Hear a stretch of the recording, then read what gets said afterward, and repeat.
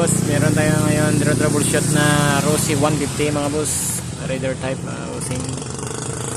Yan, dinala dito sa shop mga boss, hindi na umandar, walang kuryente. Ngayon nilagyan ko siya ng charger, lumalabas na yung kuryente niya. Check ko dito yung mga socket dito sa regulator, sunog rin. Tapos ayun mga boss, oh, inupakan at panits ng mayari mga boss.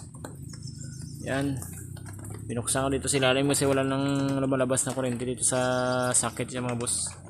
Ito yung sira mga bossing. Yan, lumabas na naman ang bolt.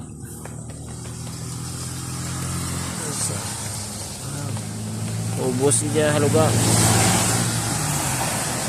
Ayun, guba-guba mga bossing ang coil niya mga boss. Muna yung mga issue mga boss ang ato niya Rossi or Euro mga TMX Alpha mga boss, mga issue mga boss. Dito na lang tayo nagtatapos mga bossing. Yan, tayo natin yung mga ari nito bago natin palitan kasi wala may ari nito mga boss. Ayos amigos.